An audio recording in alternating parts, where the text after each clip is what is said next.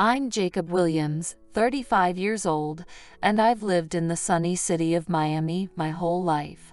Married to my wife Sarah for over a decade, with two amazing little girls. You could say I had it pretty good.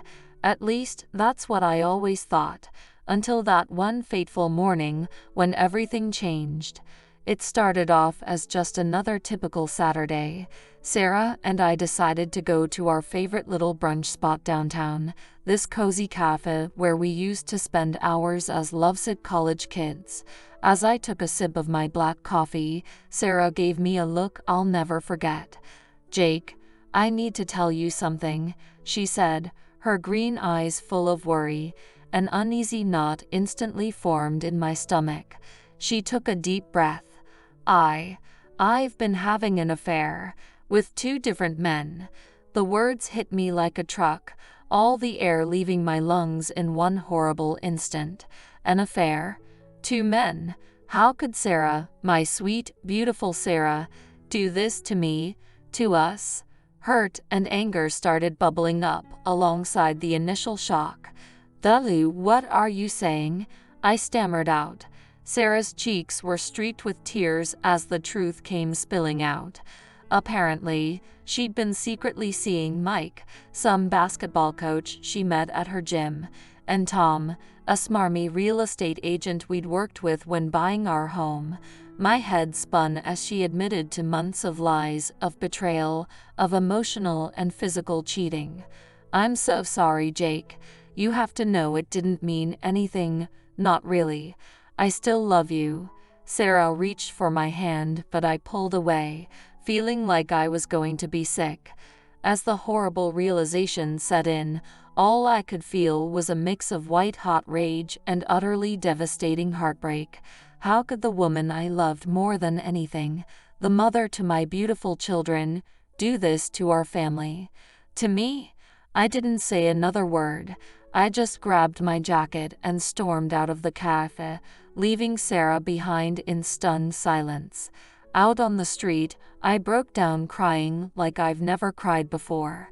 My life, my perfect life, felt like it was crumbling all around me. In the days after Sarah's bombshell confession at the cafe, I found myself in a fog of turmoil and heartbreak. My emotions ricocheted wildly between waves of anger, sadness, denial. You name it. How could she have done this? How could the woman I loved and trusted completely betray me like this? Not once but twice. I'd lie awake at night, my mind racing as I replayed Sarah's tear-stained words over and over. "I still love you." It didn't mean anything. Her excuses and pleas for forgiveness rang hollow. Because the truth was inescapable. She had willingly and repeatedly devastated the very foundation of our marriage vows. During the days, I tried to bury myself in work at the office, anything to dull the relentless ache in my chest. But the second I stepped through the door at home, it all came crashing back. The small casa we'd built together, filled with memories of happier times, now felt tainted, tarnished by Sarah's infidelity. "Jake, can we please talk about this?" She'd venture meekly as I brushed past her. I just couldn't yet. The wounds were too fresh, the betrayal too visceral. Desperate for someone else to make sense of this nightmare, I ended up spilling my guts to my best friend Ryan over a few too many beers one night. "Dude, I just don't get it. You know, we had everything. A great marriage, the cutest kids, solid jobs." I slurred, barely holding it together. Ryan shook his head slowly. "Some people just get restless, I guess. But cheating, with not just one but two guys, that's pretty messed up, man." "Exactly." I cried out, surprising myself with the volume as other patrons turned to stare. Sarah was my soulmate, the love of my life. How could she throw that all away on some random flings? Ryan pulled me in for a bro's hug as the tears started flowing again. "I'm so sorry, brother. You didn't deserve this." In that moment, I felt utterly alone and adrift, my identity as a husband and partner permanently shattered. Part of me wanted to pack up and leave Sarah for good, to start over from scratch somewhere new. But another part couldn't let go of the 13 years we'd already invested in this marriage, not to mention my beautiful little girls. Despite her awful choices, some small part of me still loved Sarah deeply. As I stumbled home that night, my mind and heart were a tangled, agonizing mess. Could I ever trust my wife again after this? Did I even want to try and make it work? For the first time in my life, I had no clue what the right thing to do was. For a few weeks after the explosive revelation about Sarah's affairs, we were like two strangers orbiting the same house. Any closeness or intimacy we once had was gone, replaced by anger, resentment, and a chilling distance. "We should try marriage counseling," Sarah suggested one night over a dinner eaten in painfully awkward silence. I shrugged half-heartedly. "If you think it'll help." Deep down, I had my doubts that any counselor could undo the profound betrayal I felt. Our first session was a total shitshow. We both just ended up screaming and crying at each other across the counselor's office. "I can't believe you threw away our entire life, our family, over some cheap flings," I yelled, fists clenched until my knuckles turned white. Sarah's eyes welled up as she choked out, "I'm so sorry, Jacob. You have to know it didn't mean anything. I just felt so alone." "Oh, save it." I cut her off bitterly. "How could you possibly feel alone when I worked 60-hour weeks providing everything for you and the girls? That's just a pathetic excuse." The counselor cleared his throat. "Jacob, Sarah, remember this is a safe space to express yourselves without." But I was too far gone, hurt and anger bubbling over. "No, she doesn't get to play the victim card after what she did. She betrayed me, our vows, our entire family." Sarah just put her head in her hands and sobbed. I instantly felt a pang of regret for being so harsh, but there was just no off switch for the pain and rage. In the weeks that followed, it was like we were trapped in a constant cycle of fighting and making up, never really resolving the underlying rot in our relationship. Her betrayal had cracked the very foundation we built our marriage on wide open. Around that time, Sarah's sister Emily took me aside one day with reddened eyes. "Jacob, for what it's worth, we're all really disappointed in Sarah too," she said grimly. "The lying, the sneaking around, we raised her better than that." I just nodded silently, numb from the whole situation. At this point, I almost felt bad for Emily and Sarah's family having to deal with the disastrous fallout too. I knew they must feel as disgusted and betrayed as I did. Some nights I would be up late, staring at the ceiling and replaying every horrible detail of Sarah's affairs over and over. What drove her into the arms of those other men? Was I really such an inattentive husband that she sought intimacy elsewhere? Maybe I failed at making her feel beautiful and desired. The questions clawed away at my self-worth and confidence in a vicious, endless cycle. Around 3 a.m., I'd finally cry myself into an exhausted sleep, only to wake up and relive the nightmare all over again. After several months of fruitless marriage counseling and tense, hollow attempts at reconnecting, Sarah and I eventually realized something soul-crushing. Our relationship was simply too broken to repair. The betrayal and loss of trust from her affairs had poisoned the well. I remember one night in particular, after another explosive argument where harsh words and accusations were slung back and forth like grenades. We ended up sitting in silence at the kitchen table, spent and emotionally drained. Sarah looked up at me with reddened eyes. "Jake, I think we both know this just isn't working." I felt my heart sink at her words, even though I'd been thinking the same thing for a while. Some stubborn part of me still clung to the flicker of hope that we could move past this nightmare. "So that's it then," I said quietly. "We just give up. After everything we've been through." Sarah shook her head, fresh tears spilling down her cheeks. I don't want to give up. Believe me, I want nothing more than to rebuild what we had. But you can't stop thinking about Mike and Tom. I finished her sentence bitterly. It was the awful truth, hanging like a cancer over whatever remained of our marriage. That night, crying together on the bathroom floor, we finally admitted through choked sobs what we'd been avoiding. Our relationship was irreparably shattered.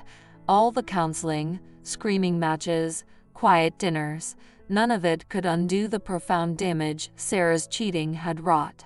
In the weeks that followed, we began the agonizing process of dividing assets and breaking the news to our devastated little girls that Mommy and Daddy were splitting up. I still remember Emma's little lip quivering as she cried, asking over and over why we couldn't be a family anymore. Each step of disentangling our lives after over a decade together was like being repeatedly gutted, separating bank accounts, figuring out custody details, divvying up possessions. Every little task was laced with pain and finality. Moving out of the home we'd built so many beautiful memories in was the final nail in the coffin. As I deposited the last box into the back of a U-Haul truck, Sarah walked up and gave me an awkward, tearful hug. "I'm so sorry, Jacob," she whispered in my ear, "for everything." I pulled away and looked into her eyes one last time, those gorgeous green eyes that had once looked at me with so much love and adoration. "Me too, Sarah," I replied hoarsely. "Me too." And with that, I climbed into the truck and shut the door on that chapter of my life forever. Getting divorced was one of the most painful and traumatic experiences of my entire life. Even though part of me had been mentally preparing for it, actually going through with the process of legally ending my marriage was utterly devastating. Those first few months of being newly single at 35 were just dark, really dark. Between shuffling the girls back and forth between Mom's place and my cheap rental apartment, working insane hours at the office, and dealing with the raw, open wound of Sarah's betrayal, I can't even describe how difficult that period was. Some nights, after Emma and Sophia were tucked in, I'd just sit alone on my dingy couch and stare at the walls, questioning every decision that had led me to this juncture. Why did I never see the signs of Sarah's unhappiness? Could I have been a better husband, a more attentive partner? Maybe then she wouldn't have strayed. The horrible what-ifs swirled endlessly, opening the floodgates to waves of agonizing sorrow and regret. More than once, my buddy Ryan found me drunk and crying into a bottle of whiskey at 3 a.m. Without my family around me, the loneliness and grief felt suffocating at times. But as the months passed, something incredible slowly started happening. I could feel the clouds of anger and pain beginning to part, little by little. First, it was just brief moments of clarity, of feeling light and present again. Then one day I caught myself actually laughing at some dumb joke, surprising myself with a genuine belly laugh. It was like I was finally waking up from a horrible, year-long nightmare. The healing wasn't linear by any means, and I still had plenty of setbacks. But I started realizing that, throughout this whole shattering ordeal, I had lost a part of myself along the way. My identity as Jacob, the individual, had become totally subsumed by Jacob, the betrayed husband. With the help of an amazing therapist and the unconditional support of friends like Ryan, I slowly undertook the work of rediscovering my true self, my values, my hopes and dreams, my worth as a human being beyond just being someone's partner. It was brutally hard work, but so necessary to escape the grips of depression and victimhood. These days, over 2 years out from my split with Sarah, I can finally say I'm feeling genuinely happy and at peace again. Do I still have lingering sadness over the loss of what I thought was my forever marriage? Of course, and I'll probably always feel some resentment towards Sarah for her selfish actions that obliterated our family. But at the same time, I realize now what a gift this avalanche of pain ended up being. It shattered my complacency and forced me to really look inward, to break out of the status quo and get radically honest with myself about what I actually want from this one precious life. So, while the road ahead is still being written, I'm just trying to stay present and enjoy the journey wherever it leads, prioritizing new adventures, making wonderful memories with my daughters, and most importantly, never losing sight of my own self-worth and inner light. If Sarah's affairs taught me one thing, it's that I alone have the power to dictate my own happiness. And from this point on, I refuse to give that sacred responsibility to anyone else ever again. What about you? Have you ever faced a life-altering betrayal or hardship that ended up being a catalyst for growth? How did you cope and eventually heal?